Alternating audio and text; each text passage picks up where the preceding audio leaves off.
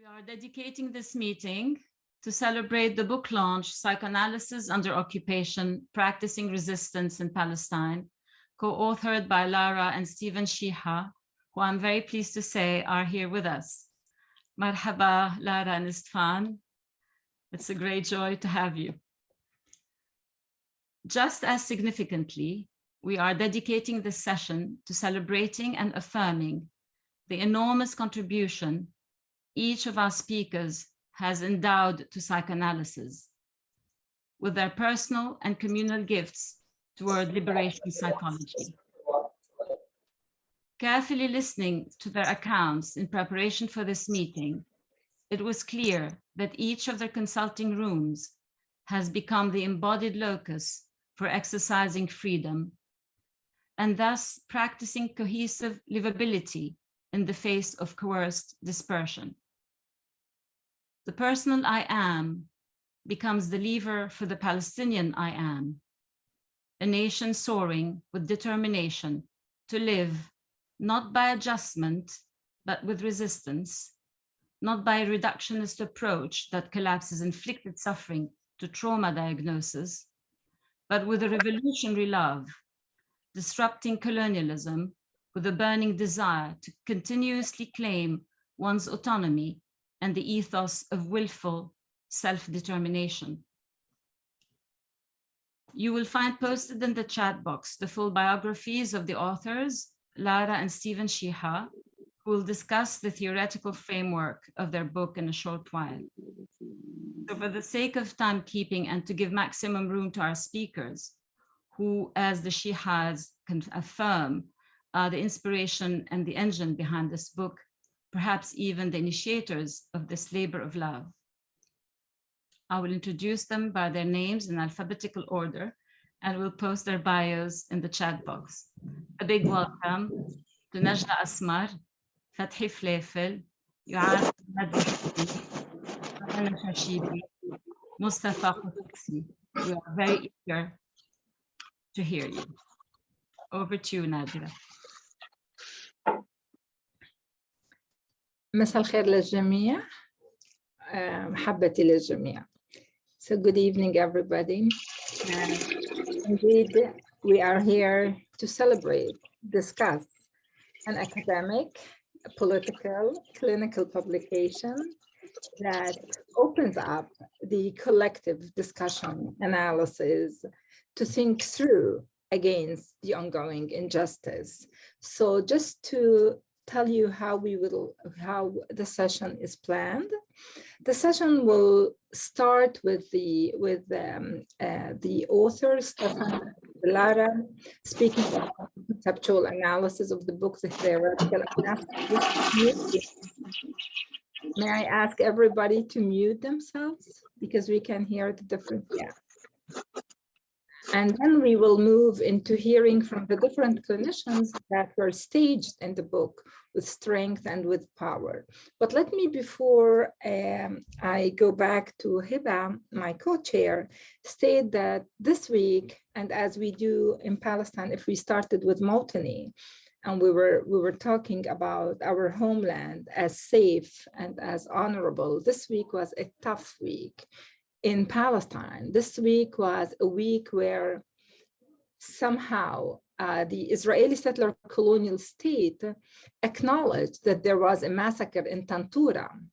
And the fact that there was an acknowledgement in Haaretz story on the Tantura massacre is more about how Israeli historiographies, how Israeli scholars are looking. It demonstrates that colonial perpetrators, colonial academics, and colonial archives are automatically endowed to the authority to narrate. And here comes our clinicians with the book of Lara and Stefan with the power, as Edward Said stated, with the permission to narrate when there is our permission to narrate, our right to narrate our story. So it was the story of the Tantura, which is the past, and it was the story of Sheikh Jarrah, which is the demolition of the Salhiye home in Sheikh Jarrah against all the resistance and power.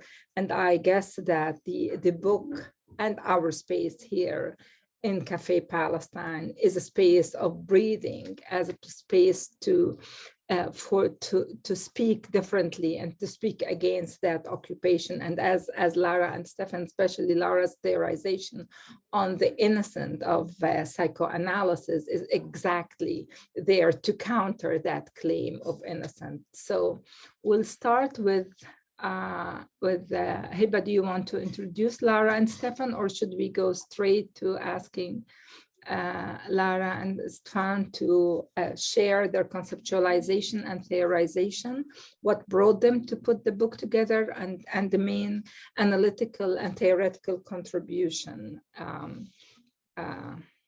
تفضلوا. شكرا حبيبتي نادرة.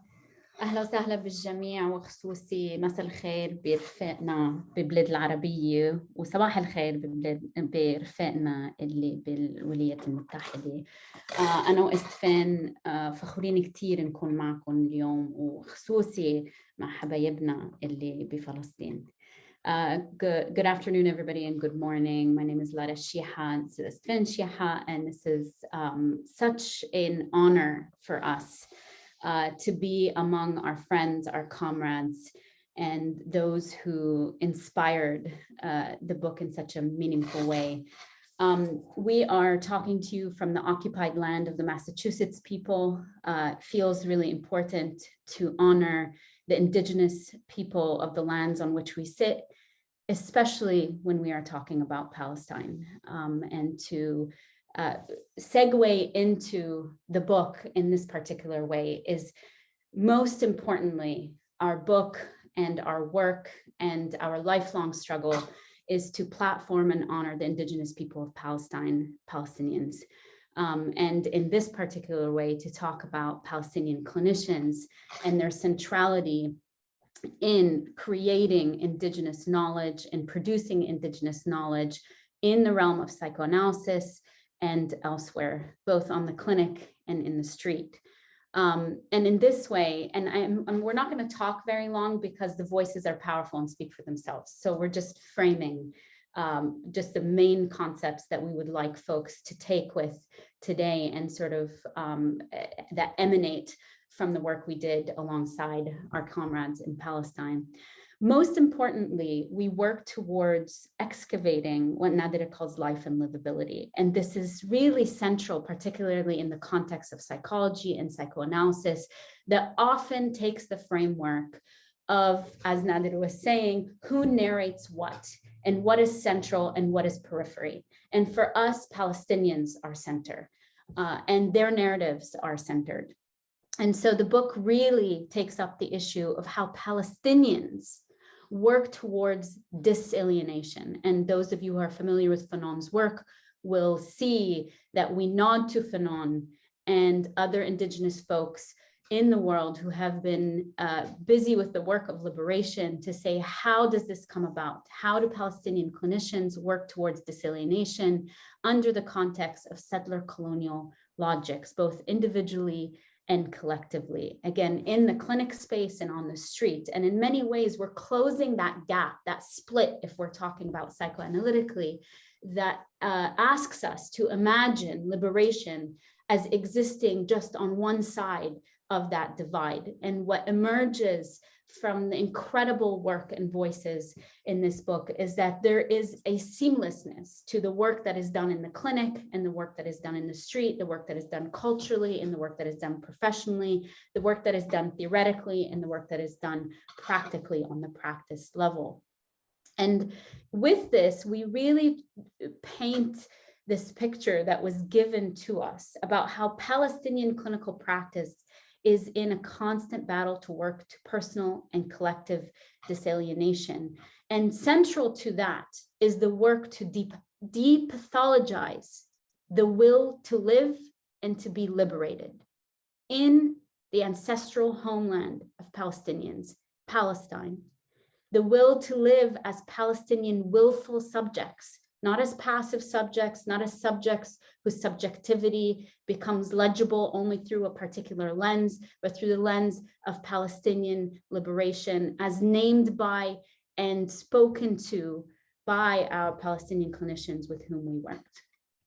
Part of this depathologization and understanding Palestinian as willful subject, which is Sarah Ahmad's concept of willful subjects, is also to understand the ways in which Palestinians are invited and often conscripted to collaborate with certain forms of humanism that psychoanalysis presents as universal. This is what Nadira was speaking to about psychoanalytic innocence, not only universal, but a sort of acknowledgement, a coercive acknowledgement that to be psychoanalytic or to be a clinician means that also you are vacating the political in the work that you do.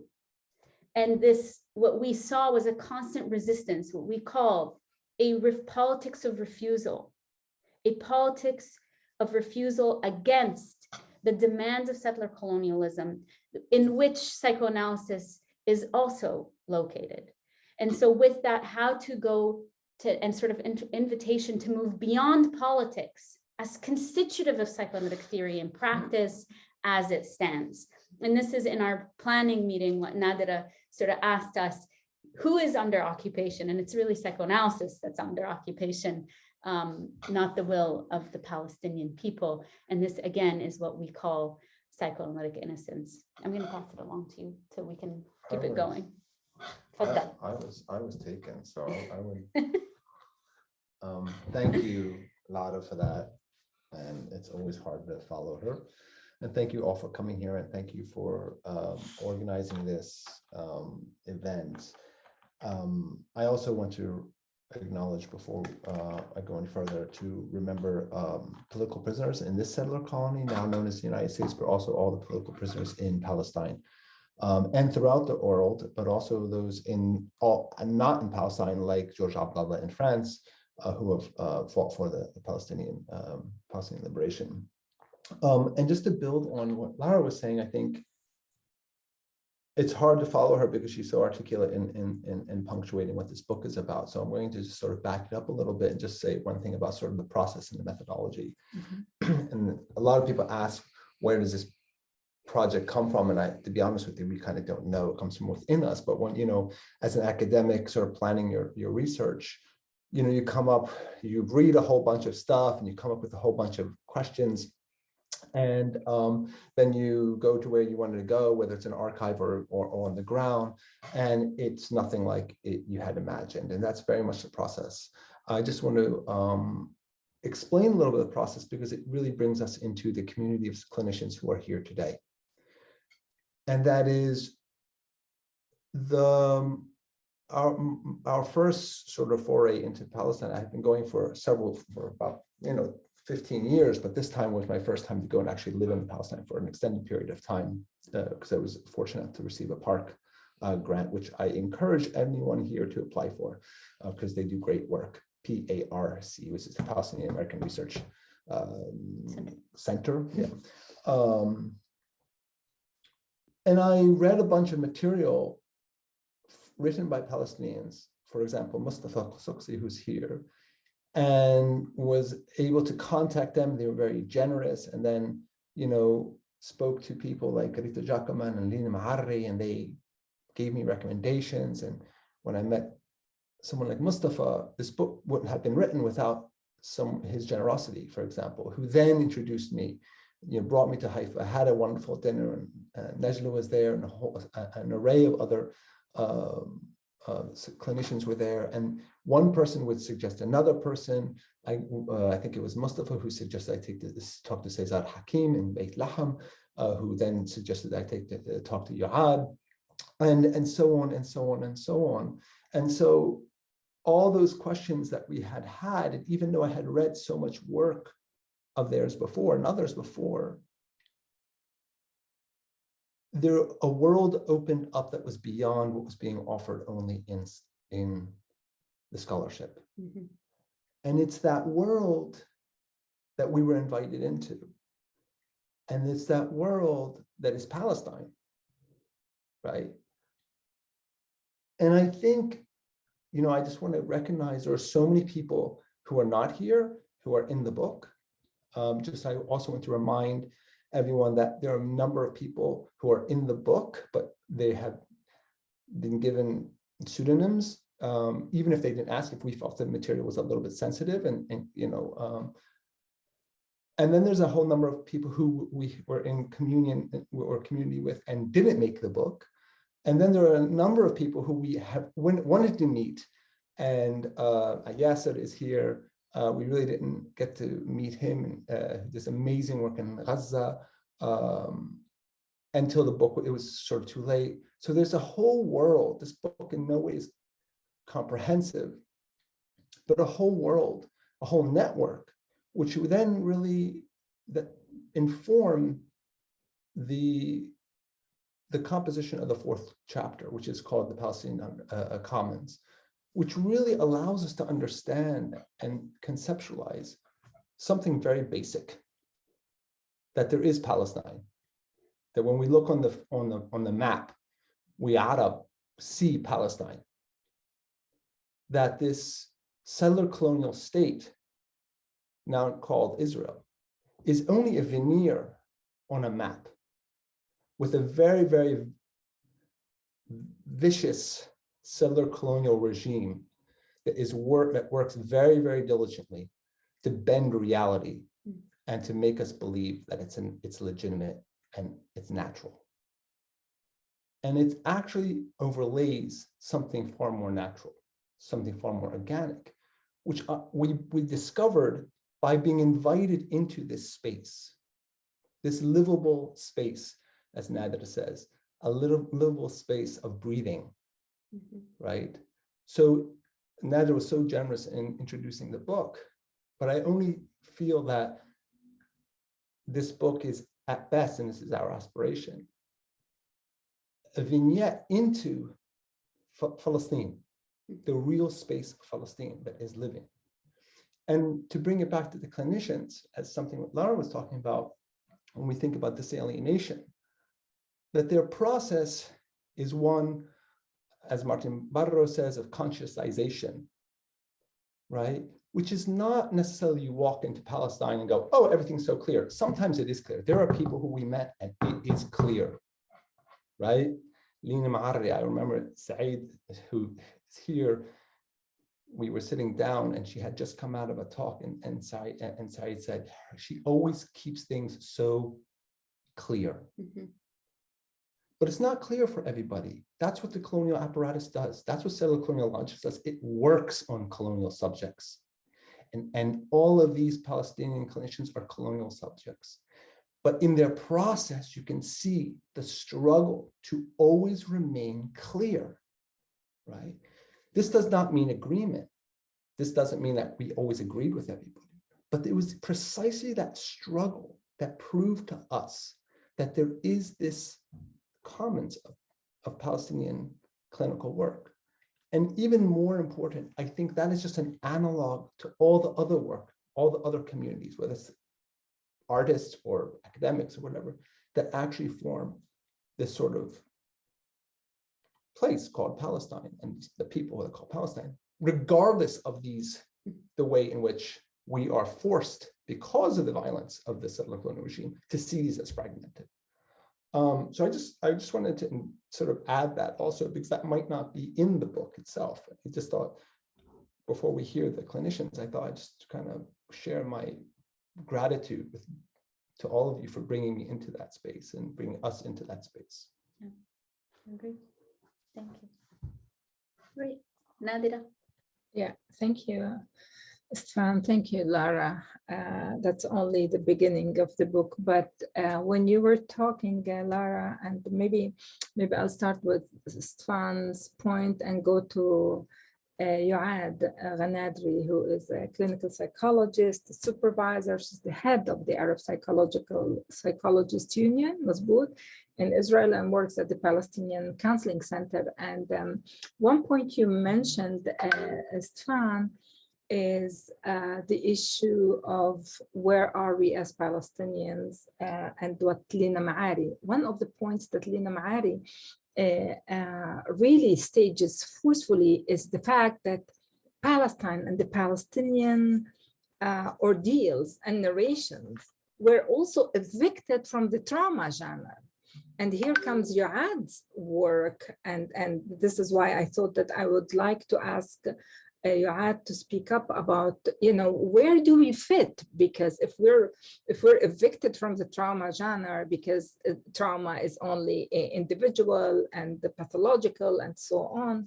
And Lara, you were talking about how clinicians needs to vacate the political in order to be clinicians.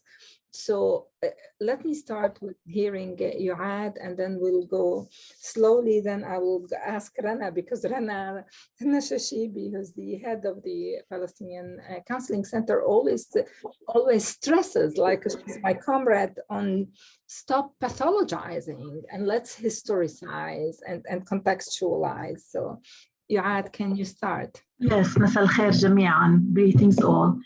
Let me start with bringing one example of what happened today in the clinic that I work at. Fadi, let's call him Fadi, one of the patients came late, 2 hours later than he was supposed to be. And he said he was stopped at the checkpoint on the apartheid wall in Kalandia checkpoint by a soldier that asked for his identity cards. Fadi lost 5 shekels, 5 Israeli shekels that were dropped from his pocket. And the soldier insisted that Fadi pick this 5 shekels. Fadi decided that he doesn't want to go down and to pick these 5 shekels. And the soldiers started to shout on him. Fadi shouted back. And then the soldier said, "I'm the Lord of this land." Fadi said, "You're the Lord of this checkpoint, but I'm the Lord of myself." Then Shadi was put aside for 2 hours and came late to the to our session, very angry, very anxious, and very confused, because he was accused of being violent with exaggerated responses regarding the soldier just asking him to pick his money from the ground. Then when Fadi comes, he meets us, the Palestinian therapists, who sit there and accept his coming late and not relating to it as if it's a resistance to therapy. Instead, we give him voice and say that his inner reality is the truth, that this is his true self being insisting on protecting his sanity and his dignity. And all the time in the clinic, we meet these patients, beneficiaries, coming with confused realities, because there is an apartheid, a continuous system outside trying to shake their inner souls and trying to accuse them of being insane and confused, and relating to their normal reactions as if these reactions were abnormal.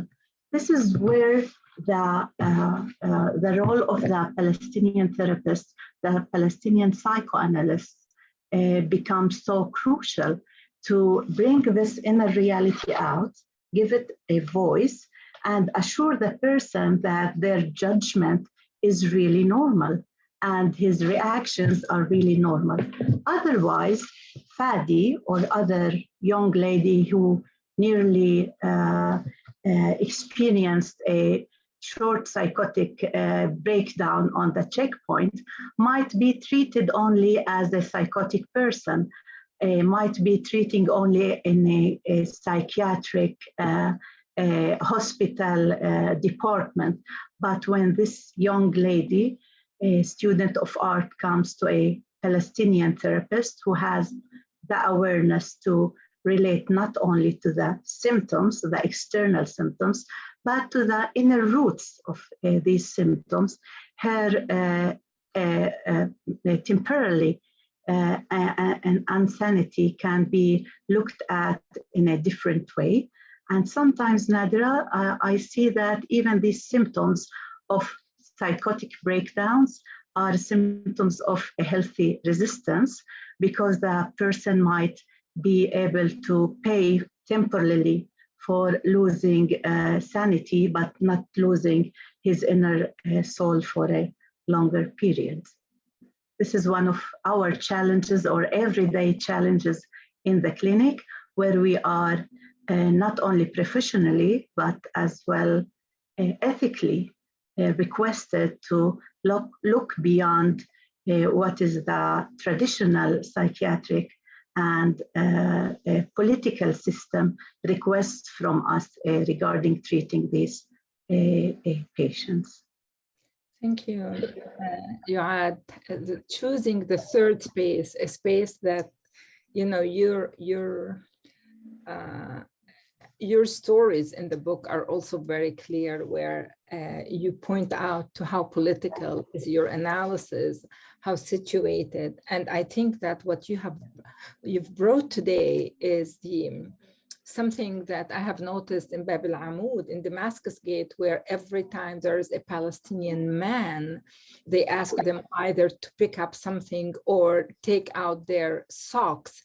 And I always wondered, what is it? Until I managed to, in one of my writing, I also pointed to the penetratability of the rifles while men are bending down. It's a mode of rapeability, yeah, that we need really to look and frame it as such. And therefore, the reaction is a reaction as you were expressing in the case in the book, where you're talking, where you bring the story of the tabi in the throat, and here where there is a kind of penetratability and rapeability.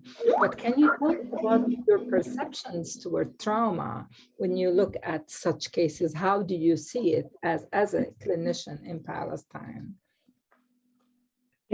I think that the traditional analysis of trauma is not applicable to can't be applicable to the Palestinian context, of course, because when we're talking about PTSD, we're always talking about post-traumatic stress disorder. And of course, the situation in Palestine is not yet post. We are not post anything. The Palestinian people are experiencing continuous traumatic situation.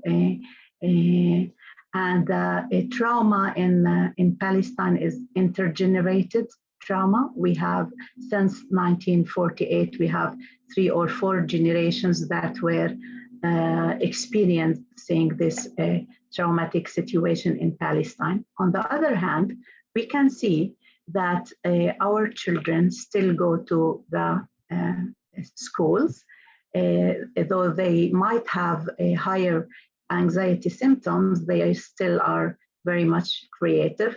Fadi, that I just described, he's a student of medicine, and he insists to come to therapy because he has a good enough awareness of the importance of mental health. So he's a student that he crossed the checkpoint on a daily basis to go to his university. He's an excellent student. He comes to therapy, and we can't say that he's not experiencing any traumatic incidents. These incidents are on daily basis, but he is capable of resisting to these incidents.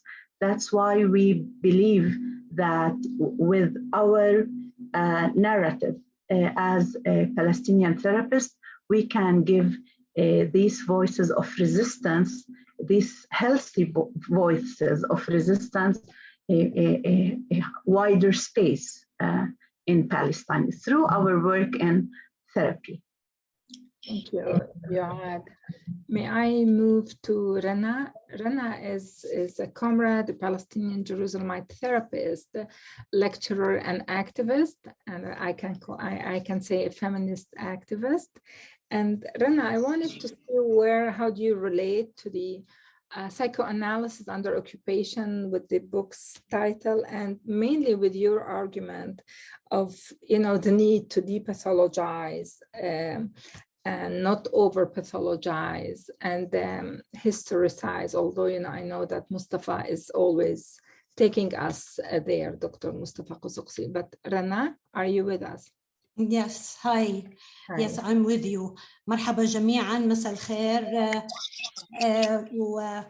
Thank you all for being with us tonight, and thank you for Lara and Stefan for bringing us together through this very important book, and for repeating or insisting on saying that, you know, like being a psychoanalyst in Palestine or a psychotherapist in Palestine is there. It's contrary to many who, you know, like colonialist mentality, who think that our primitive mind does not allow the analysis, or it's not apt to be analyzed, or, you know, us being in that position of being analyst. Yes, we are there, and I think it's very important for us to have this chance to talk about our practice. Although we do talk about our practice, but like you said, the repetition is important. It's important to keep on saying it, and it's important to keep on insisting on it, and insisting on the issue that that we do not allow ourselves to be debilitated, because I believe that very important aspect of the Israeli colonialist regime and occupation is to debilitate the other, in that case us, and therefore having that space to say that you know, there is this, again, in this colonialist mentality, that the other is a primitive and does not you know, like have the ability to run and control their own lives. So contrary to that, our mission, Nadira, is to work on livability, like you always say, you know, like to enforce it, to empower against the debilitation. And if that's psychoanalysis, that's fine. If it's not, that's fine again. But this is our reality, and this is what is important to us, because again, the person who goes through the checkpoint, while it is important to understand him or her as a person, the person that you had talked about, with his early life, with his psyche, the development of his psyche, his unconsciousness and consciousness. All of these are important, but again, they are all shaped by the reality that he or she lives. And the reality that we live and our clients live is the reality of a colonialist regime that is there to annul us, to annihilate us as beings and as people with abilities. We can be there as numbers, but the threat is that of us being with our abilities, with being able people to force ourselves in the world and in every aspect of life and being. And I think in this respect, it's very important to say that depathologizing is it's important, because the pathologizing aspect, whether it is to label us as being people who are traumatized, or people who are survivors, or any you know, like any wording or any labeling, is a way to limit our capability and our ability, because it is categorizing us in a way where we are not part of the you know, on the same level as our counterparts. For example, in this case, our counterparts, the psychotherapists and the psychoanalysts in the world, for example. So basically, and therefore also to limit us as practitioners to that we can only work in that respect. No, we work. We can work in every respect, and therefore pathologizing will limit us and also will make the abnormal normal, because for us what is very important to say that what is normal is the Palestinian reaction to the situation. What is abnormal is the Israeli occupation and Israeli colonialist regime. So pathologizing means making that colonial regime as normal and our reaction as abnormal, where it is the contrary exactly. And that's basically how we, as a Palestinian Counseling Center, started in 1983. That was the main aim for us to be there, to say that, first of all, that our reaction, we are not people who have lost control or who are not able, but we are able, and what needs to be changed is the reality that we're living in, and not to change ourselves to accept that reality. And that's basically what we believe in and work for and struggle for. And the other thing is that we are capable of taking care of our own. And I'm saying that in the 80s, where, you know, like the Israelis believed that they can be the ones who victimize, and they're the ones who can heal, and therefore they, you know, posing themselves as the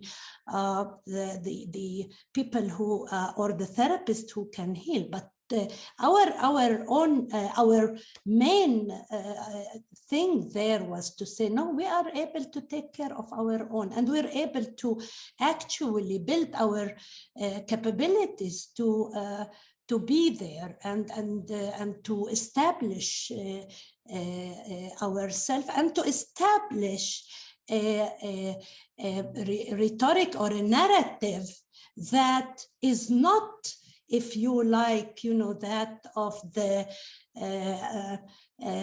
local informant, but that which is quite authentic, which is very much that of our own, and that we're not there to find this place where we you know, like use the rhetoric or the wording that is acceptable, but to say what should be said. And I think that is very important, because I think that we had to, and I think what we are very proud of now is that we have established our position, and that we don't have to, you know, like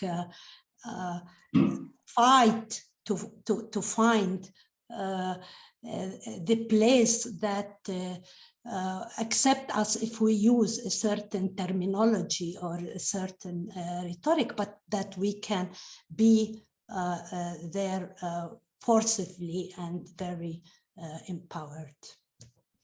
Thank you, Rana. Really, thank you, because some of the issues that worries me and we always talk about is that this, between the constant debilitation, ends up putting us sometimes in kind of a first aid. And what you have insisted is that no, we are not working in first aid. We have an-naqadiyya. This is what you always say. We have a cause, and this cause requires that we need to stop.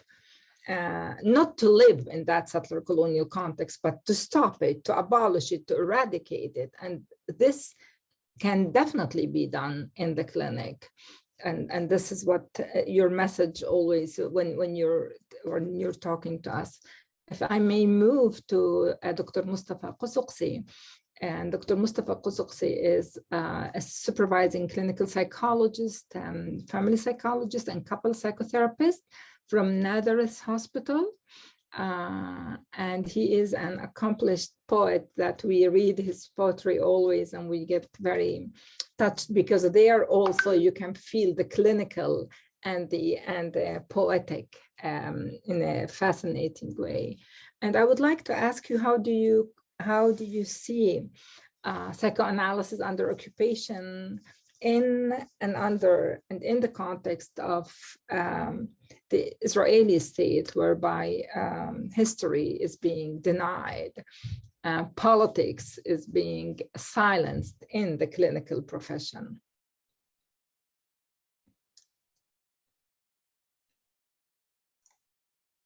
Hello, everyone. I'm speaking to you from my hometown, Shafa Amr, in the Galilee. First of all, I would like to thank you for the invitation to take part in this important event in honor of the book, Psychoanalysis and Occupation, a book of darkness and light. Special thanks and huge gratitude go to Lara and Stefan for their extraordinarily perceptive, sophisticated, and intellectually uncompromising analytical work on the colonial clinical practice displayed and performed in historical Palestine.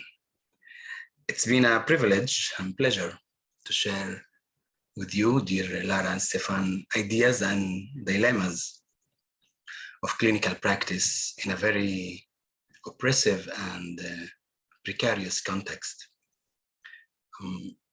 The conversation with you has created a wider room for reflecting in our work, training, and on our Palestinian life. The portrait of clinical Palestine that emerges from the thorough, critical, yet empathetic analysis of Lara and Stefan is one of complex, nuanced, and evolving nature. We can't make sense of clinical Palestine without anchoring it to a pendular movement, to Nakba and beyond, Nakba and resistance. As already well known, Nakba is not an event, it's a structure, a colonial structure, with a very heavy machinery of traumatization, desubjectification, and elimination applied on the Palestinian subject. I'll give one quick look on a clinical situation, just to give an idea of this interaction and conflictual and indeed very complex situation in the therapeutic room. I'll say a few words about a patient of mine, an educated and sophisticated woman who arrived to the therapeutic session mad and furious just a few days after the legislation and enactment of the racist Israeli nationality law, a law eliminating collective rights of the Palestinian Israel degrading them to their them and their Arabic language to an equal status. In fact, the law intended the displacement of Palestinians in Israel out of their collective sense of subjectivity, indigeneity, and community. The patient struggling with internal conflicts regarding her feeling inadequate and seen and heard couldn't bear the sense of humiliation for the gross act of silencing and indeed desubjectification coming out of the law. She felt outraged and confused by the institutional violent discrimination that echoed other interpersonal violence and cruelties in her personal life. The outlawing of her belonging to a community meant the outlawing of her subjectivity as a woman and forcing her internal life and deep sense of her humanity to being invisible and secret and indeed catastrophic. In its psychosocial aspects, Nakba combines two notions: intergenerational trauma and ongoing colonial race-based trauma. We can see intergenerational Nakba effects and responses in many clinical situations. We can see them reflected in couple relationships, in parenthood skills, in minor and major depressive states, in a persistent experience of emotional refugeehood and ambiguous loss. It's reflected in domestic violence, in community violence, in complacency with symbolic violence explicitly and implicitly inflicted by the majority. Though very present and penetrating, these effects are not exclusively traumatic. Their traumatic elements can often cohabit with a revitalized and enriched and indeed resilient subjectivity. However, precariousness, as the book powerfully highlights, along its intense psychoanalytic and psychosocial journey in Palestine, precariousness remains, to my mind, a key word in the colonial deadly vocabulary, reducing the Palestinian life to an extreme form of external and internal precariousness is a core colonial practice in Palestine. The precariousness impacts our work as clinicians and stands out as a fundamental manifestation of colonialism as a form of madness, as Fanon continues to teach us. A very disciplined and perseverant form of madness. This book is not only about looking into the complexities and challenges of practicing psychoanalytic thinking, training, and therapy in colonial context. It's about decolonizing psychoanalysis and restoring it to its major commitment to freedom and desire. Thank you, Lara Stefan, for your free heart, relentless and resilient commitment, brave imagination, innovative ideas, and engaging writing. Thanks to all our Palestinian and international colleagues for their presence and action. I really do hope this will open and expand the conversation in the psychoanalytic community on living, dying, resurrecting, and resisting in concrete, disalienating, psychosocial, and psychoanalytic terms as Palestinian subjects in a dehumanizing reality. Thank you. Thank you, Mustafa, really for putting at the center of our discussions, not only the clinical conditions, but the legal conditions. And we know very well that colonialism was done legally. So laws are not an answer, but rather a mode of dispossession, and then connecting it to the precarity and the production of precarity in Palestine in relation to the warfare and the psychological warfare. It can be the lawfare and it can be the psychological warfare against the Palestinians. Hiba? Yes, thank you so much, everyone. It's so moving to hear you all speak. Yuad and Rana and Mustafa, it's fantastic. Thank you so much. We're learning a lot from you. None of this is surprising, but it's deeply moving to hear it from you.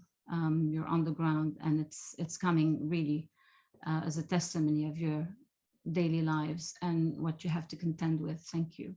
I would like to also invite Najla and Fathi are there also to speak to us maybe more generally also on what would they see as the role of the therapist or as the psychoanalyst when psychoanalysis is under occupation. Yeah. مساء الخير جميعا. Thank you, Hiba. First of all, I'm also very honored to be one of the participants today, knowing that our work has a voice through the papers of this important, meaningful book. I'm very thankful to you, dear Lara and Stefan, who since the day we have met are always there, encouraging and supporting us in every way they can, morally and professionally. By collecting and elaborating much of our work, they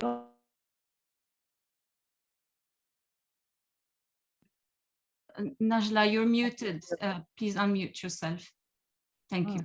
Sorry, I don't know from when where I muted. You stopped at much of our work, narrating much of our work. Yes.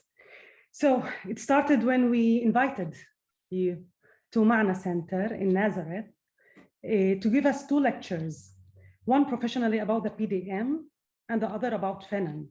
Since then, our eyes were opened wider to our daily work and its connection to our surroundings. Let me start from another way to introduce our work or our through the Ma'na Center, which is the Ma'na Center. Ma'na is meaning in English. So Ma'na Center is a psychotherapeutic and counseling center at the EMMS Nazareth Hospital in the city of Al-Nasri, the largest majority Palestinian town inside 1948. It provides culturally appropriate psychological care to Palestinians who lives inside Israel, suffering from several psychological distress in a way which is culturally appropriate. So I think our way is, we were very much thinking, how can we as clinicians be freely and developing our way of exploring ourselves.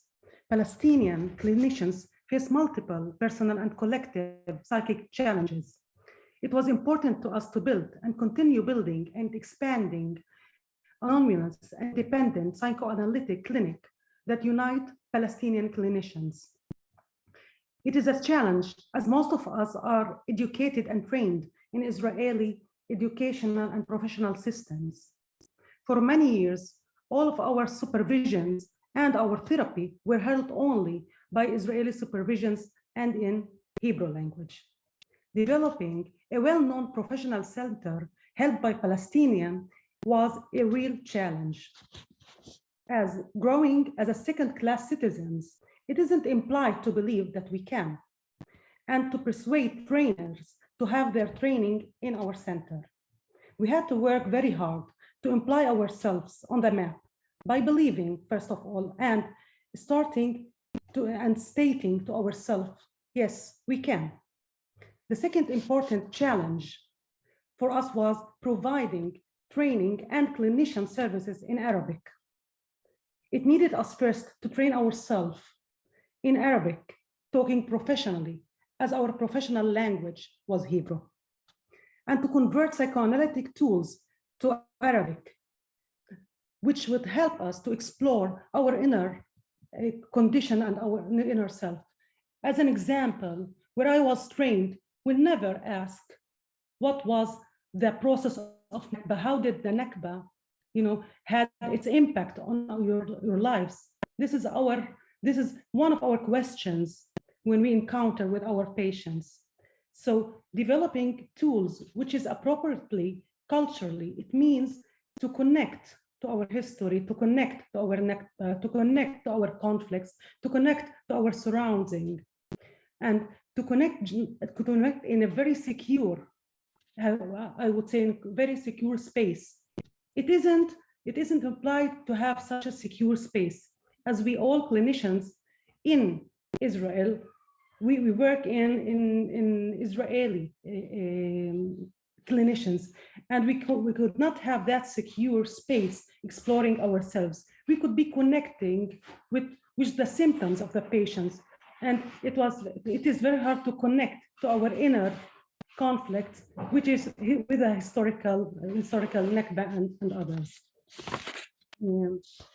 It also provided us to collaborate. We started collaborating and connecting with other Palestinian centers and clinicians all over divided country. I think with all clinicians, we are all over the country, and we started, I think we have some of my colleagues from Gaza, which we started a year ago, collaborating and connecting with each other and enriching each other with lots of exploring all of us and all of the cases together. I think by this, we connected and secure therapy space. This was our act of resistance.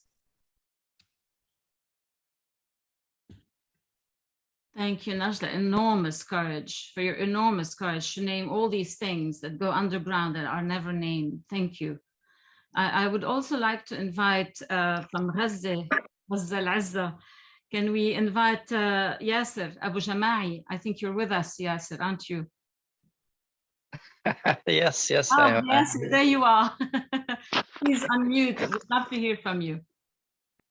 I don't know how the organizers managed to get the sun, the moon, and all those stars around, on this evening.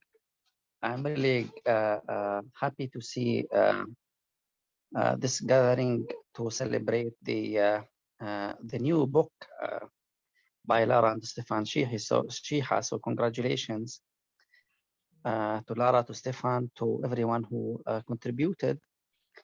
It's really also moving to hear the colleagues talking, whether the presenters, Heba, yourself, Nadira, or Rana, Yuad, Najla, and Mustafa. And unfortunately, we met several times over the Zoom or virtually. I met some of the colleagues face to face. I had that luck. And I always feel enriched when I hear the stories, when I simply hear how they look at things every now and then. Today, I think everyone from his or her angle, they gave us some part of the reality that Palestinians are living in, not at the current times, but also for decades. And in that, perhaps we speak a lot about the difficulties that we are facing.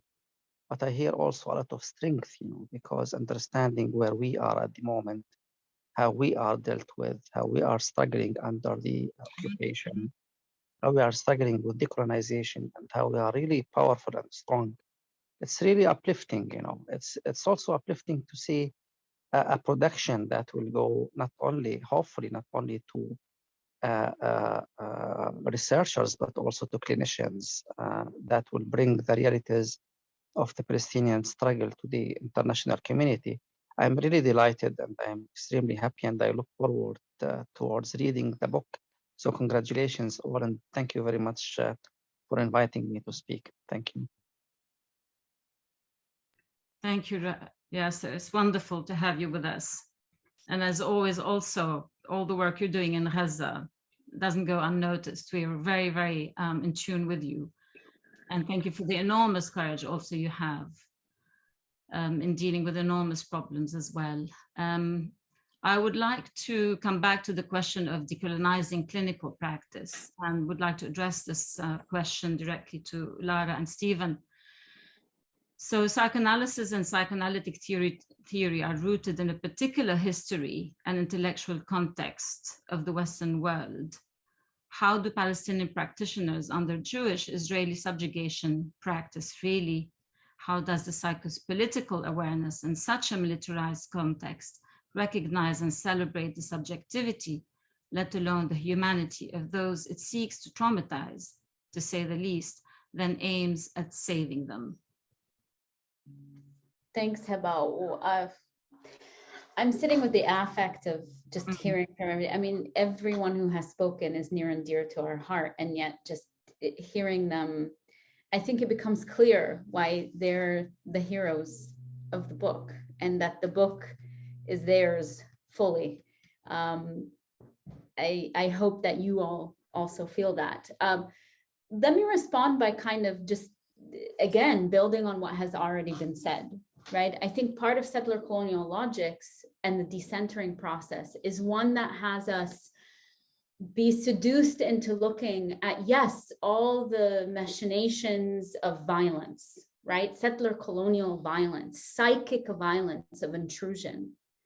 And yet, what we're hearing today is a story that runs counter to that, is a story of defiance, is a story of existence, is a story that demands us to hear, internationally, Arab or not, to hear that the confusion does not lie in Palestine. No one in Palestine is confused about the situation on the ground. And yet somehow our theories, psychoanalytically and otherwise, would have us search and excavate for the spaces of confusion, right? Again, this is Fanon's idea of confusion mongers, rather than the spaces of clarity that are so evident. The spaces that remind us what material reality is. The spaces that remind us that at every checkpoint is an occupying soldier. At every checkpoint is a testament to settler colonial violence that should not be there and is not indigenous to the land, right? A reminder that through clinical work, but also through community and through partnership and through comradeship and through struggle, and yes, through pain, and insistence that we not normalize settler colonialism. And that's an extension to me, to my clinical colleagues, to say, what are the ways in which we demand that people normalize settler colonial law? And these are the calls to dialogue. And I want to bring this back in, because our field is very good at saying, let's sit and talk about it. And there are some things that don't need to be talked about. And then there are some things that need to be talked about. And this is what needs to be talked about, that there is a country called Palestine that is under settler colonial rule. And there are Palestinians who, in every way, small and big, refuse to succumb to the psychic intrusion that entails. That is what we need to talk about. That is part of the right? Part of the decolonizing effort is not inventing something new, is really honoring and uplifting the indigenous methods that everybody today has laid in front of us. And to resist against, this is what Istvan, I think, was saying at the beginning, the reality bending that is needed. Yaad, your case that you brought today, right? Just so beautifully, and this is what happened time and time again, and what the book is saturated with. What might feel like we're seduced into, this is a soldier telling a person to, but actually what's seen is a very insidious mechanism that we know, and Palestinians know what is being asked in that moment. When somebody says, pick up that coin, we know what is being asked. And of us as clinicians to support that reality rather than the reality bending, to say, well, is he really asking that? We all know a version of this. Or can you sit a little bit and wonder, or how are you feeling?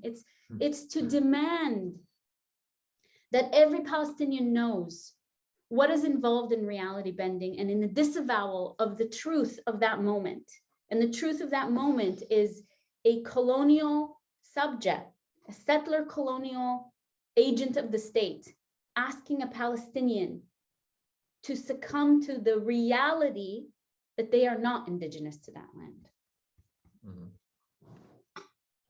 I'm not going to add much to that, but I also said, as you were talking, it struck me also, this is the way in which thinking about Nader's work and Nader's students' work about masculinity in terms of one wrong way we would be invited to read this is also well, why, as a sense of, as an expression of Arab masculinity, Right. and too much karami, like why not? We just go bend it up, but bend over and get the thing and khalasna ba'a. It's okay, but no, because he's an Arab man, he won't bend, right? He's a toxically masculine person. Not to say toxic masculine doesn't exist within Arab subjectivity as an all male subjectivity, but you can see in which That's an easy the out. psychoanalytic process actually, when unfolded within the particular forms of discipline, reenact the logic and normalize the logic of settler colonialism. Right. I don't know if I want to add too much to that because you said that so beautifully. So I'm just gonna I'll leave it at what Lara said for now. But yeah, so And invite others, our colleagues. Yeah. Well, maybe we can, this is like the insights that have been raised here, and I'm missing Fathi, because yesterday's discussion was amazing, and I don't know whether he's there. Fathi, are you there? Fathi wrote an email saying. So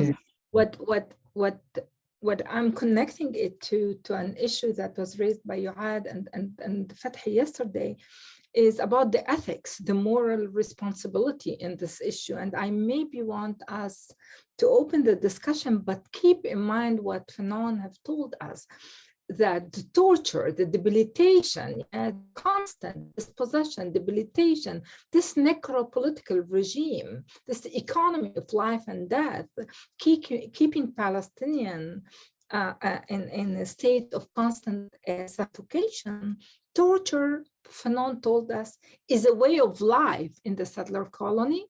So it's not an accident, it's not an error, it's not a fault. And therefore, we really need to think and open the discussion towards asking you to really think about this bending, this penetratability that is ماشي الحال مشوها, yeah. And when going back to Rana's concept of we have a cause here. And as a clinician, connecting it to what Lara said, to be a clinician does not mean to be vacated from the political or dehistoricizing and apoliticizing, but actually the opposite, to raise that moral, ethical issue. So maybe we should leave it, but it's kind of to open up the discussion, but to remember what Fathi yesterday told us, that we really need to vernacularize our talk, which means to ترسيخ مفهوم العمل النفسي الفلسطيني, to speak the Palestinian language as clinician, to talk about community mobilization, to create spaces of freedom, yeah, and to remember that the moral aspect, البعد الأخلاقي, in the settler colonial context as clinician is major. We cannot just marginalize it or erase it. It's the center of intervening, and therefore there's a major responsibility, an important responsibility of engaging with the creation of liberatory spaces. So can we see whether there are any questions to? Maybe I can add a little bit on this.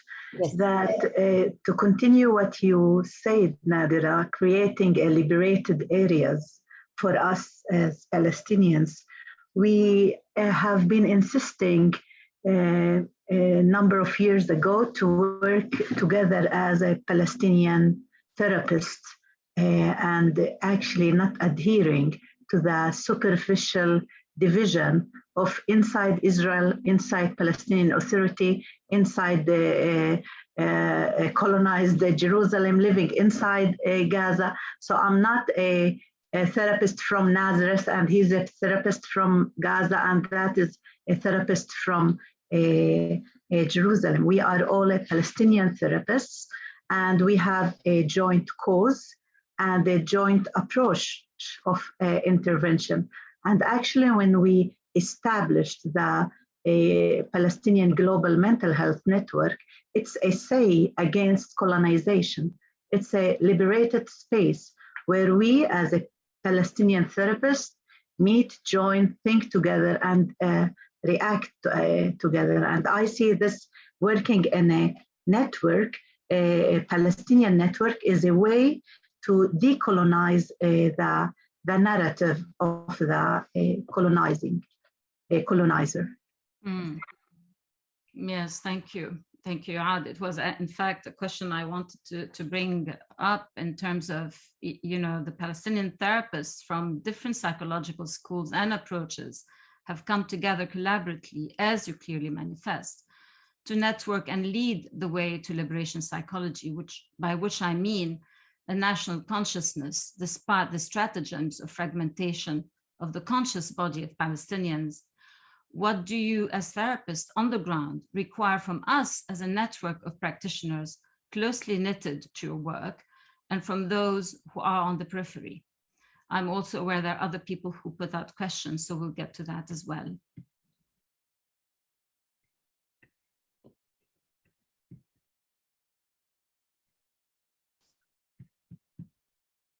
To continue on what you were saying, Yoad.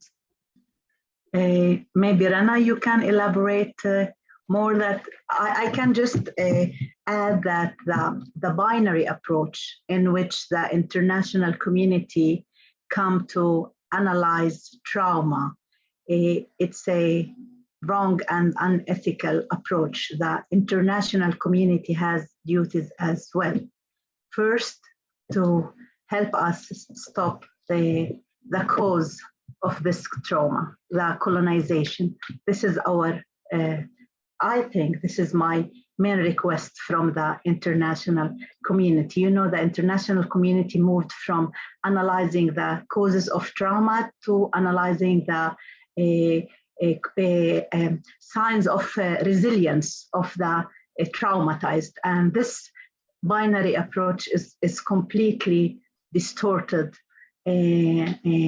As Rana said, we can't treat our people. We have the capabilities, we have the experience, we have the narrative, we have the language. We need more from the international community to hold Israel responsible for its crimes against our Palestinian people. Not only to talk psychologically, but also to talk in a different and more clearer way, I think. Mm. Yeah, spot on, Yoad. Yeah, thank you. I think Rana wants to talk. Rana, yes, and I don't know, I don't think I have more to say. I think Yoad said it all. I also call on our colleagues and counterparts to liberate themselves from the Zionist hegemony of like being always afraid that they are too political when they talk about Palestine, while they're not too political when they talk about anything else in the world, and to be always afraid that to mention anything that has to do with BDS or anything of the sort is too politicizing, while talking about there is a lot to say there, but talking about the hypocrisy of calling everything anti-Semitism when it has to do with Israel, while calling themselves to be non-religious, secular practitioners who have it all, but at the same time silencing everybody by calling them anti-Semitic when it comes to any criticism of Israel. So I think that we need to also call upon our colleagues to liberate themselves from that hypocrisy. Thank you, Rana. Very well said. We're going to extend our session for another half an hour, so we'll finish at 1:45. So we have time to take some questions from the floor. And I think Previn Karyan, there's a question you had for Stephen and Lara.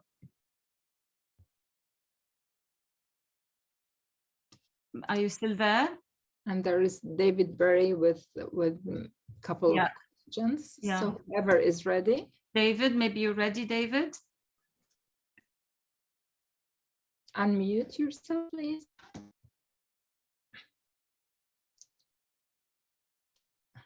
Hi, this is David Berry. Can you hear me? Yes, we can. Thank you. I've got 4 questions. Is that too many? Let's try. Okay, let's try. So just to give you an idea, first of all, I'm not a clinician. My background is in media communication, philosophy, critical theory, Frankfurt School. So just to give you an idea, so what I'm interested in this question to Stephen and Lara, if I may, first of all, thank you very much and congratulations on your publication. Who are your influences in psychoanalysis, and does Erich Fromm feature there somewhere?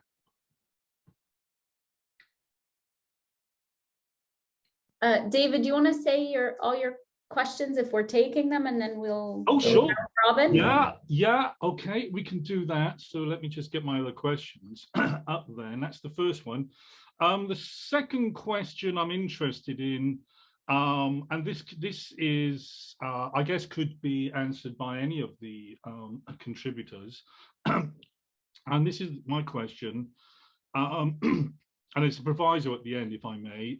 Is the Palestinian context different from others? And if it is, how does this materialize?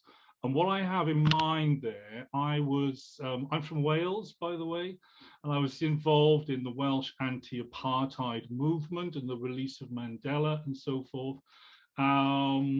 And also, of course, there's a reference there to Northern Ireland, also with British colonialism. So I just wonder how the context, if they do differ in any particular way. Third question, this is directed to Rana. Rana, you mentioned creating a new reality, but how can this be achieved? And of course, there was a reference, I think, by Lara in saying what clinicians are very good at is sitting and deliberating and chatting around the table and so forth. And I'm just reminded of the type of resistance which might go beyond sitting around the table with a nice cup of tea. This final question is to, if I got the pronunciation right, to Nadera. You mentioned moral issues. Well, I've got a background in moral philosophy. I wasn't clear to me what you were trying to say there.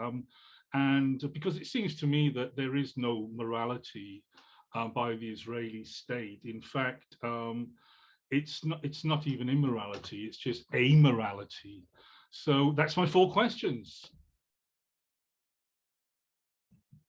Do you want to go? Yeah, thank you. Wow, awesome. So as a non-clinician, I connect with you.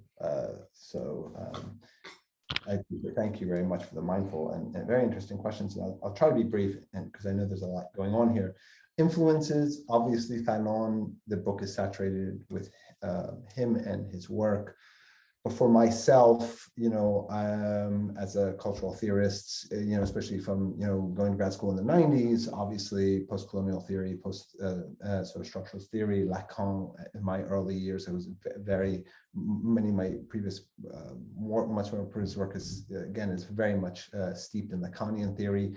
But then also, how does one think about politics, radical revolutionary politics? So that would bring one up to obviously someone like Althusser. I mean, those are the sort of, the big name drop names, but, I think also it's incredibly important for us to realize that you know, they're their intellectuals, sort of the big names, the sort of, you know, the pantheon, but then also this was a process. So Nadira is a massive influence upon us that we knew of before and further became intimately, or whose work we became intimately familiar with, an incredible cohort in South Africa. Shahnaz, I believe, is here. The impact cannot be sort of undersold. So it is a dynamic process, and us not only thinking about influences, but the way in which we revisit those influences, right? We know that psychoanalysis has a radical history that has been displaced, right? Reich and Fromm and Ferenczi and all these sorts of folks, but we also want to understand that our community with them is revisited in the ways in which our experience with folks in South Africa and in Palestine have impacted us. So I think that's really important. And in terms of difference, you know, context is always important. I think to understand Palestine, as you rightfully noted, as a settler colonial condition is incredibly important. Northern Ireland, I appreciate you for recognizing that, because it is so often left out of the mix. Northern Ireland is a settler colonial entity. It's occupied Northern Ireland to someone who has 13 years in, you know, Irish Catholic school in this country now known as the United States, South Africa, and a number of other contexts. So I think those contexts help inform us approach Palestine as a settler colonial context, but also reminding us that the term settler colonialism actually comes out of Palestinian revolutionary thinkers, Fayez Saikh in particular. So I think that, and as if you're giving a gesture towards armed struggle, absolutely. I would like to, I don't want to be irresponsible because there are folks who are living in the settler colony, but I will speak for myself in thinking when we embrace the revolutionary spirit that we can retool psychoanalysis for and connect it with other revolutionary forms of thought, that can only compel us into revolutionary forms of action. I will also say that the clinical work of our friends here in this room is revolutionary. But I also believe that it is the embryonic life-giving force to struggle. That can be armed struggle. In Palestine, they have, it's called the popular struggle, right? The popular, like in the Italian or European trench, like popolari, right? The people, right? That the struggle comes from the people. And the struggle has multiple forms, multiple jabhat, multiple fronts. So I think it's hard for me. I don't divorce the revolutionary potentiality of psychoanalysis from the true. We're not talking metaphor. Liberation is not a metaphor. We believe in the liberation of Palestine. We also believe in the unity of the Arab world and the overthrow of all, you know, racist, oligarchical, dictatorial Arab regimes. But we understand that the Arab Revolution will not happen without the full liberation of Palestine. And when we say that, we're not speaking for our clinicians. When we say that, we mean that, right? We mean that in the sense of the Arab nomenclature, Thawra Palestiniya is Thawra Arabiya, right? But again, I don't want to be unethical and represent everyone in this room or everyone in our book for holding that political position. But that's, I think I can speak for both. Absolutely. I think maybe we're there. We're there in our We're relationship. there. Maybe we're there in our relationship. Yeah, no, it's the dedication of our book. It's the dedication of our book. I'm not gonna say anything. That was perfect. Thank you. Thank you. Yeah, okay. Thanks. Sorry. Yeah, thanks very much. Could I just make a brief comment on that? I don't want to, and that is that you know, Sinn Féin in Ireland and colleagues in Sinn Féin and argue that yes, our struggle was absolutely vindicated because of the Good Friday Agreement, and it forced the British at the table. And of course, you know, in South Africa, the ANC had a peaceful opposition to the apartheid system, but when they realized, of course, that they weren't going to kindly and gently step aside, they had no other option but to take up the armed struggle. So thank you both for that. Thank you very much. Yeah. Would that also answer your question about changing the reality? Because that's again contrary to what Eric from, we Palestinians are not running away from freedom. No, we're running towards freedom. So yes, in all possible ways, and changing of reality is to change the reality of occupation and the colonial settler mentality and the regime that we are living in to get rid of it. Yes. And maybe to connect it, David, to your point on morality, is that exactly, you know, this is what goes on is for years, Israel is really managing while claiming and centering morality, where when I work, my latest book on unchilding brings to the forefront how a child can clearly, you know, unveil all the immorality of the state in different ways. And I really, when I look at the immorality of the state, I clearly see that when I look at children, how the entire process of unchilding, exposes the political work of the state that is there to designate, to create, to direct, to govern, to transform, to construct the colonized children as always dangerous, terrorist, racialized others. And you see it as this process of unchilding is operating, you know, politically and globally. Everybody is accepting the fact that the Palestinian child is a terrorist, born terrorist, criminalized. And I think that and this is where immorality is major. Yes, it's clear to us when we frame settler coloniality is that the state is immoral and it's criminal. But the question is, number one, how to read children's refusals by playing in the middle of the streets while all the soldiers are around them. They are claiming a space, a free space amidst militarization and sacralized politics where God gave them the land and the others should be erased and evicted. So morality is major because it's because of the global silence. And I think that this is where, you know, hearing the voices in the book it's who is really under occupation, psychoanalysis under occupation. I feel that the global community is under occupation because it's that ability to even hold and prevent the consciousness. There's something about one Palestinian prisoner that talks about Sahar al-Wa'i, when you're like, how would you translate it, Rana? When you're really controlling the mind.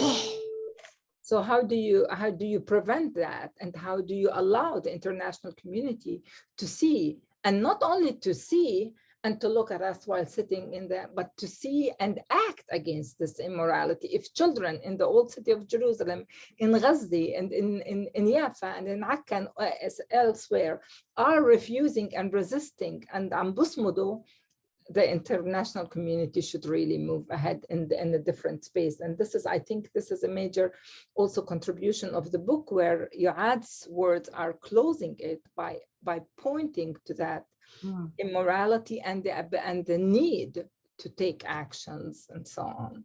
Seth, you have a question? Yes, there's two questions here from Seth, and then also there's Mary, if you want to unmute later and read your comments. Seth, please. Hi, thank you all so much. This was really amazing to hear from all the presenters. I was struck by what Nejla said about not being, not having the safe space to ask about the Nakba when you were training. So I was curious, for everyone who did their training in Hebrew, what was that like were you doing only sessions in Hebrew? Were you doing some bilingual sessions, or how did you make that transition from your training to the centers you work in now and the work you do now?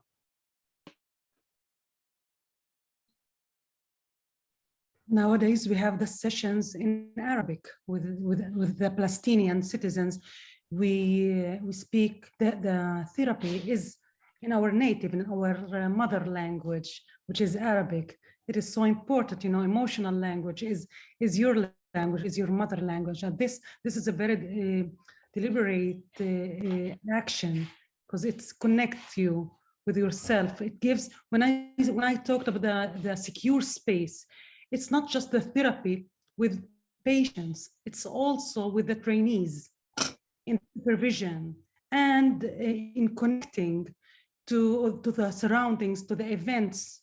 When I was a trainee, I was trained really in Hebrew. My supervision was a Jewish. My therapist was a Jewish. So you can explore a very limited way of yourself, and lots of subjects and things that you think and you want to explore. You can't, you feel insecure, or sometimes you are not very connected to it. I think by having the language, our language, freeing, you know, the therapy from that side, you can explore and give a space to a lot of subjects, and you can connect also in a way to lots of conflicts, which is in your community and in yourself and in your family. Yeah, Widad, you want to follow on this point? Widad? Yeah, Widad had wanted to say. Yeah. You're muted, Aziz. You're muted.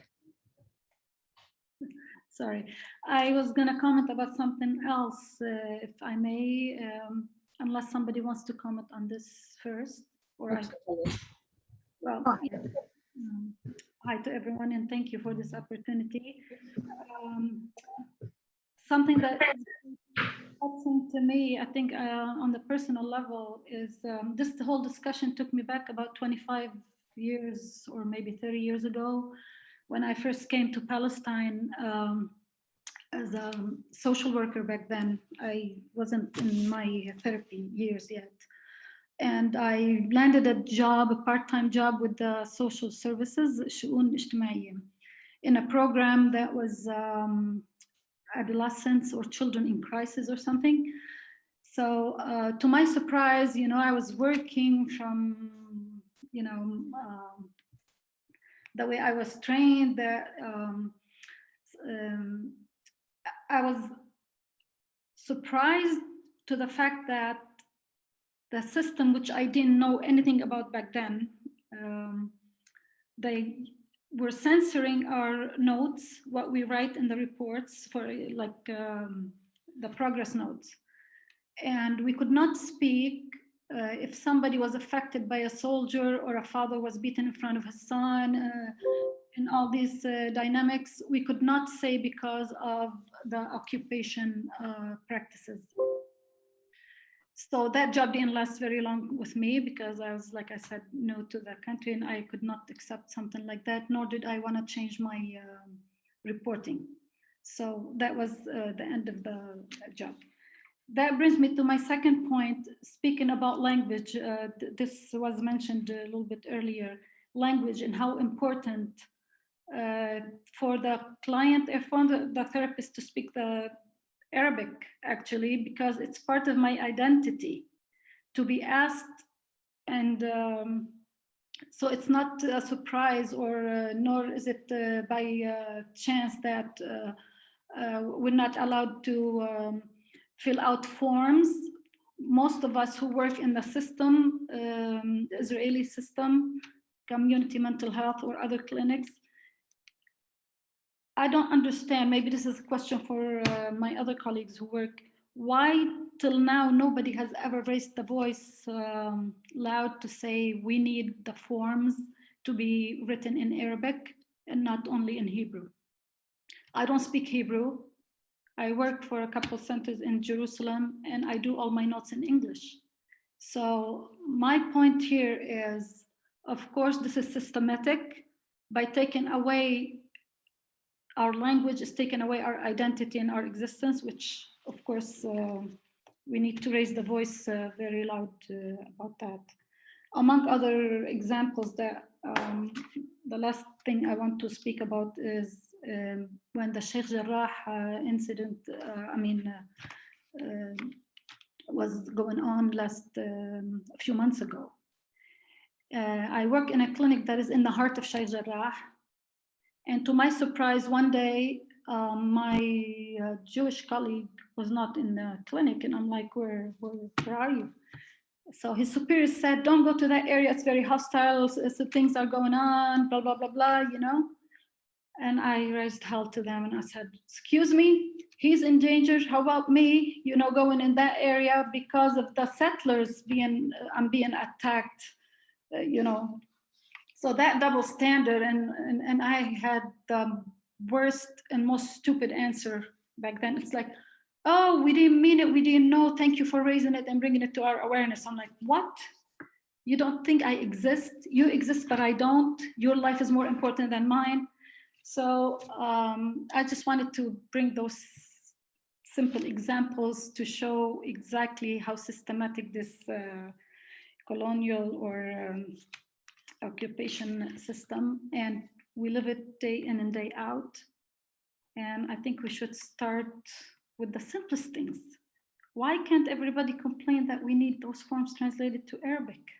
I mean, this is the point I wanted to make, and thank you.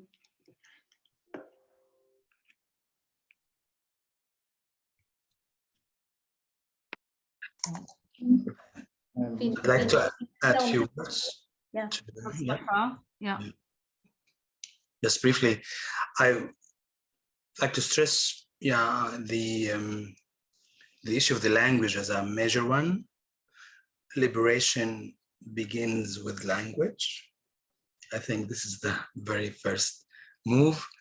And speaking about clinical work, we are talking subjects. Our subjectivity cannot really be translated or colonized by the colonizer language.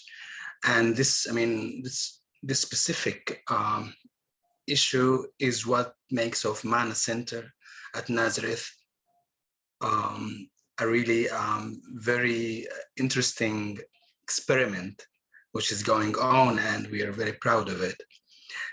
While regarding the moral issue, morality, I think that, and connecting it with the question, what you want us to do, I mean, what we ask from the international community of our colleagues, I think, first of all, our international colleagues should really form this moral community regarding to the Palestinian issue.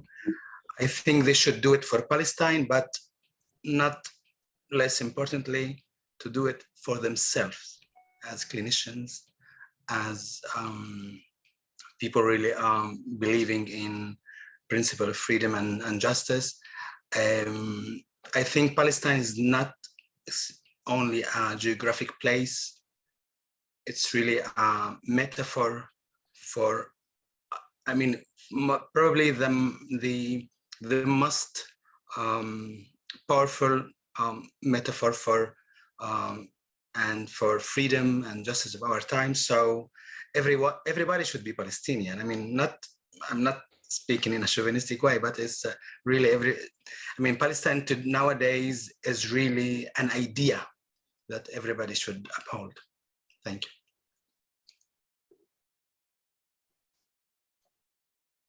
نجلة كنت بدك تحكي؟ Yeah, total agreement, Mustafa. Thank you. Najla? No, Mustafa, he just said things. That's okay. Do you have anything else you'd like to add, Najla?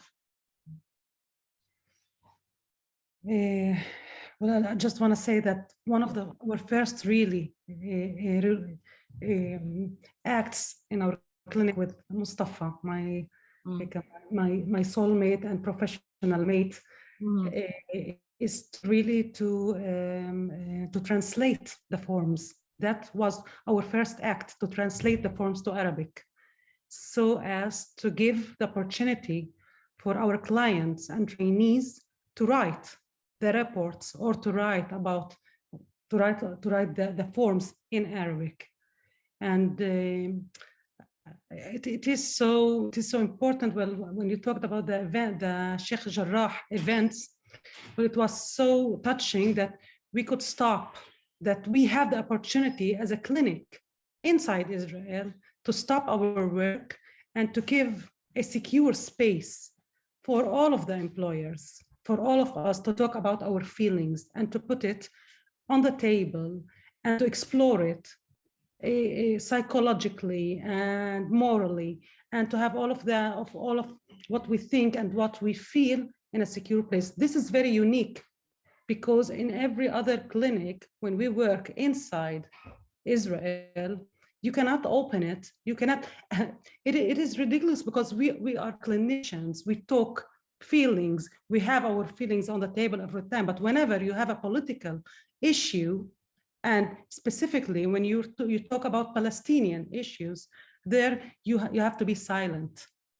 So I think having this secure space to give yourself, to be connected professionally and as a human, first of all, not just a Palestinian, but also as a human, to be connected to what is going around you and think about it with your colleague is very unique.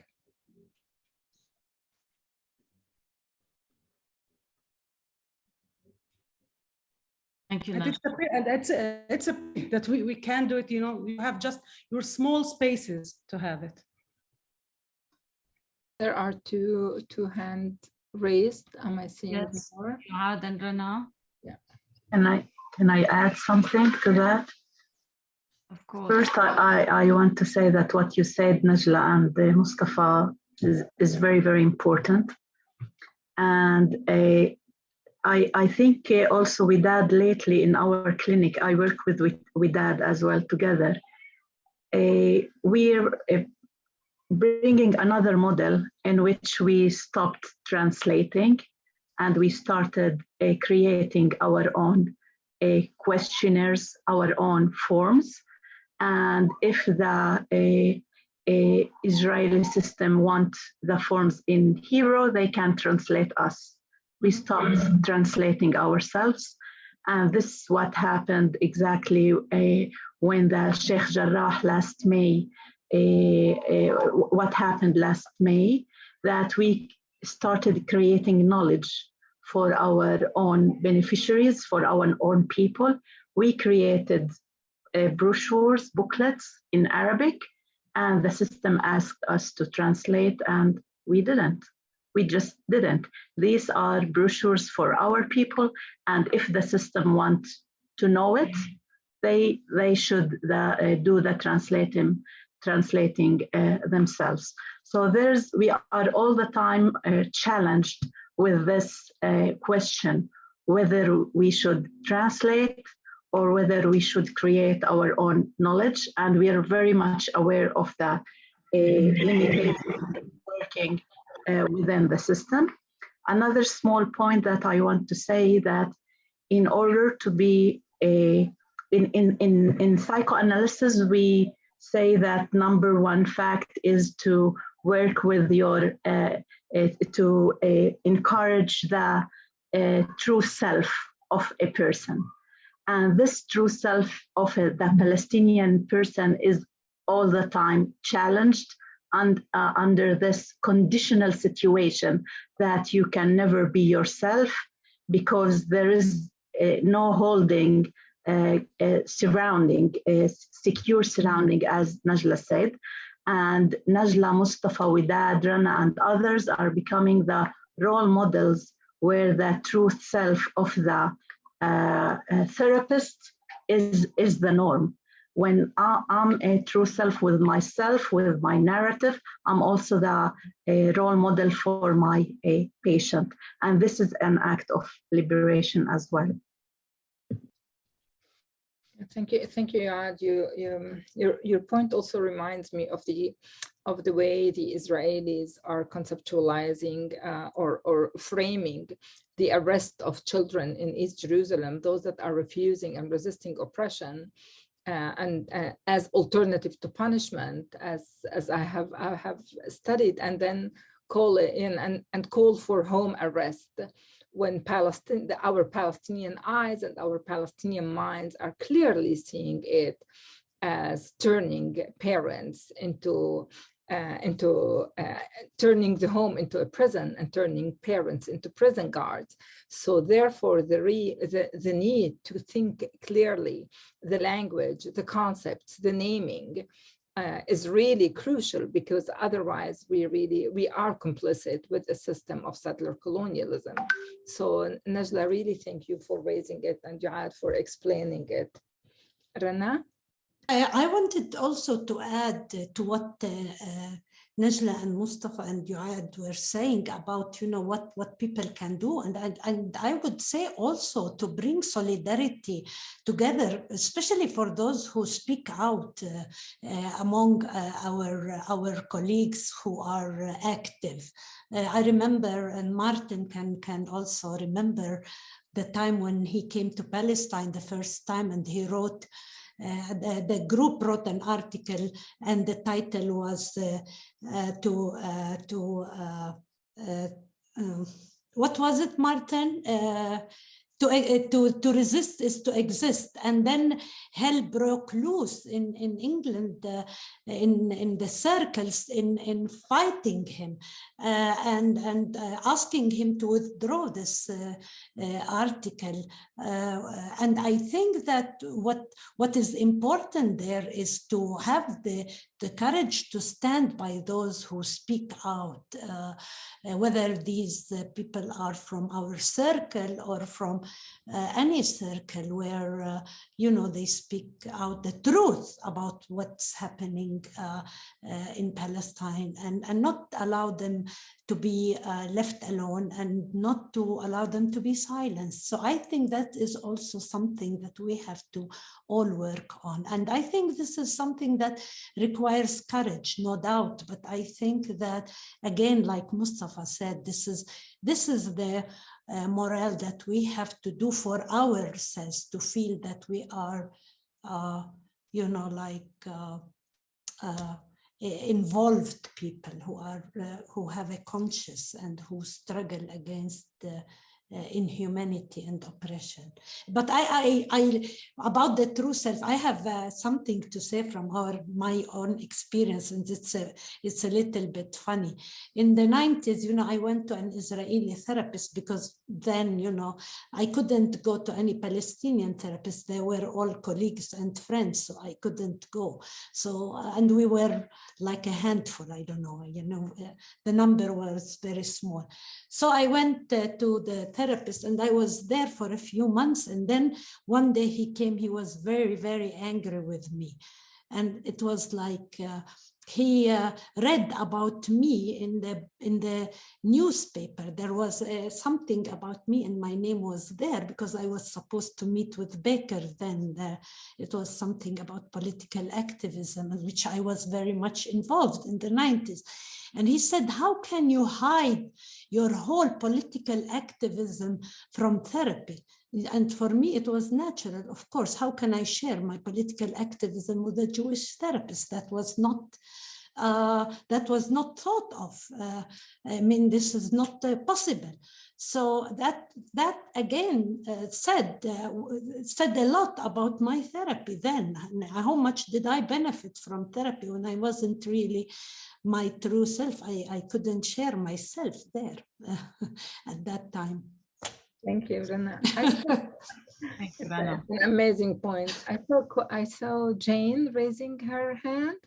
Jane Maqdisi, تفضلي. Thank you, Nadia.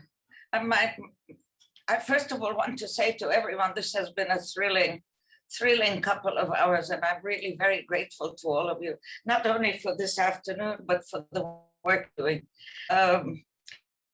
Beirut talking to you from Beirut. I would like to ask a question which may sound silly, and I'm afraid it's a bit silly, but I'm going to ask it anyway. For those of you, especially who have direct experience with people who have been in barricades or the whatever, the really cruel stuff. You know, when I watch these things on the news or on any of these internet programs where they show the films of what goes on the barricades, I feel absolutely such rage, such rage. But then I get drawn to the person who's doing the outrageous thing. I get drawn to the face of the soldier who's what's the word I want to is who's really hurting someone face to face. I mean, like a human being.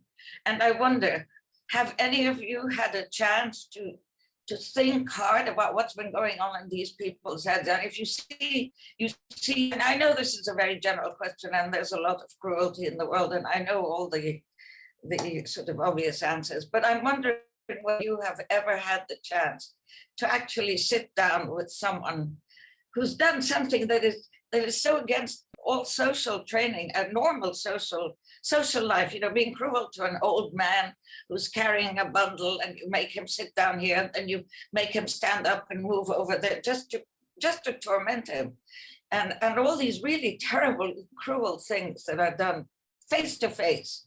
What's going on in these people's heads? I remember in Fanon, I was so happy to hear so many references to Fanon, because I think I remember one of his patients, I guess, who came to him and said, I can't sleep. Of course, a torturer. He said, I can't sleep at night. I don't know what's wrong with me. And I wonder if these people have any, I mean, they must have normal reactions. Do they not sleep? Do they not, I mean, what happens to them as human beings when they go out of their way to show such direct and barbaric cruelty?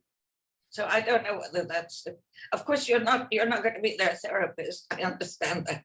But is there something that anybody has written, or I think there's another question sort of like that?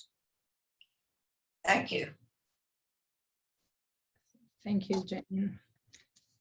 I don't know, like I'm triggered by your question, but I'm sure someone would answer. But I think that, you know, every minute I walk in the old city and I see them doing things, we all do that. Like I'm sure, like in every single minute we challenge them, we ask them, we pose questions, we stand in front of them. Just little kids are doing it every day. You know, again, I talk about Bab al-Amoud because I love the way kids frame everything, where those soldiers are standing in what Israel calls the tower, the security tower. Our kids call it Sanadi al-Atal, the killing boxes.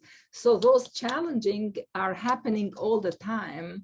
And the question is, why is this denial? And I think that people have written, you know, one of the very strong criminologists that was running the Institute of Criminology at the Hebrew University, ending up in going to London and leaving it, was Stan Cohen, who wrote about states of denial and how they don't want to see, they don't want to hear, they look at us in zoological terms, exactly as Fanon said, as you see it in Palestine and in every single thing that we're doing. Yeah. Jean, can I just jump in for one quick second? Of course, Jean, how are you? It's been so long. Thank you. And I would say, to kind of answer the question, because, you know, I know your work too, and thinking about like in 82, when you see an Israeli in Beirut, an Israeli in Beirut is an Israeli in Palestine. Ma fi farq. There's no difference. Yeah, I agree. This is what we have to understand.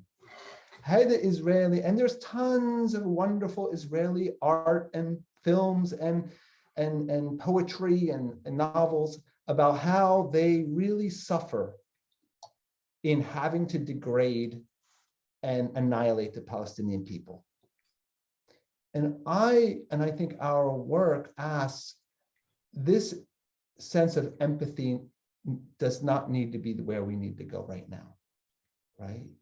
And to bring it back, because we could talk about ideology, we can talk about this Hajijdi, this new really right-wing. This is not a Shalom Achshav generation, like post-1982 generation. This is a fascist generation, just like is happening in Hungary, in the United States, India, yada, yada. But to think then now to bring it back to the ways in which violence is done in an innocent way, right? So we can think about forms not being available in Arabic. We can think about checkpoints. We can think about those overt, obvious forms of violence.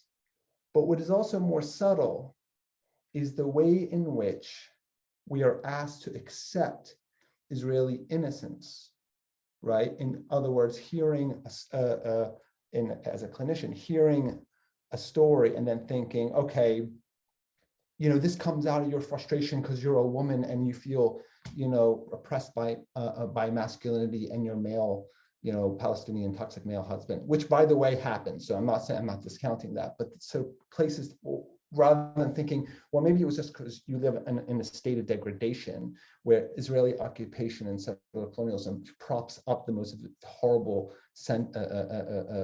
practices and of patriarchy, right? And this is just to bring it back to the clinicians. So even, let's say that Israeli clinicians are all really nice people. Let's say that they feel empathy towards their colonial subjects. What is also being lost and what is in their inability to hear? I love Rana's point of capacity, right? The capacity of the Palestinians is a threat to the Zionist colonial state, right? So they act from an incapacity, truly, to understand the capacity of the Palestinians. And it is Palestinian clinicians, and this is, I'm referring to some work that Lara and Leilani Crane, who's here, have done called ideological misattunement. What happens when you have a very nice person sitting around who's Israeli and can't hear what that client is saying, can't hear what the clinician is saying about their client, right? There's a misattunement. But what these clinicians have shown us is that they are attuned to the language, both because it can come through in Arabic, but because it also comes through in terms of shared experience, right? Mm-hmm. What is it that these clinicians are giving us or showing us in a way that is the real, right? Rather than being drawn to a place of empathy for, what are you thinking? Like, what, I don't know, don't you see? How can't you see it? I don't, it's like, we don't want to say, like, I don't care if you can't see reality. It's for us to live in our reality and to make sure that reality becomes irrefutable, right? Mm-hmm. Did you want to say? You're on mute. I was going to say part of the ideological misattunement is, and a very, very, very simplistic, but very, I think, gets right to the heart of what you're asking, is what's wrong with them is that they're settlers. They are settlers in the face of indigenous people. And so I think when we that is why we want to sort of turn it on its head and say, if we emerge from Palestine and Palestinians and our Palestinian clinicians, there's no confusion about that. And so that confusion, or that it's a displacement of the energy and where it should be in our view and what emerges from the book too. But I know we're short on time, so go ahead. No, can I just very quickly, Nadira, when you said what you said, you're talking still about Palestinian view of these people. I was talking about, and Steve, I know you said it, but I'm just trying to figure out I understand the politics of it, obviously, and the whole business of the settler colonialism and so, but that what makes a human being lose humanity completely? Of course, they're transformed by the experience of being a settler, or you know, they know exactly what clearly. But anyway, I don't want to take it. Oh, Gina, I have a story I can tell you here, because there's one of our students from the Edward Said National Conservatory, a music student, was defending one of her friends in the attack of Jerusalem, Al-Aqsa. And she was called by a soldier. He dumped her on the ground, and as Nadra would call it, you know, gun to body or gun to head. And she is in that so-called physically inferior position, and yet she has the moral high ground where she's talking to him about, is this the life you want? Did you dream when you were a little child, this is the life that you dreamt to have, is to be a soldier, humiliating other people? Is this the life that you dreamt to have? And on that, you know, she was released soon after. But that's the moral ground, and that's the reversal of position that Lara was talking about. Perhaps it's time to wrap up. Anyone would like? I'd like to add something. Yeah. Yes, just to say that, I mean, the Israeli mind is very interesting, okay, to us. But I don't think we first of all, as Palestinian Christian, we should take care first of all of the Palestinian mind. Shukran. Take care of the Palestinian psyche. And I mean, yes, we can also have our ideas, our insights about the Israeli psyche, but I mean, not for now.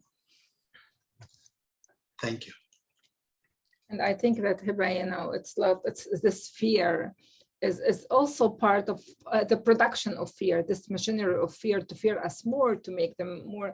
So it's so let's focus really on our people and speak Palestine and speak the language and our language, and continue to speak. You know, as we started, Motani, Saliman Muna'aman wa Ghaniman Mukarraman. So at least let's continue. I was thinking about music, in fact, and thinking about the Palestinian soul is a soul that sings. And it sings whenever it feels it's demeaned by an action coming aggressively towards it. And this question, the story that Joad told us about the young man at the Kalandia checkpoint, while she's telling us the story, I was hearing that song, this ancestral Palestinian song, singing in me. And one of the lines of that song says, "We Palestinian, we never bend except to kiss the earth."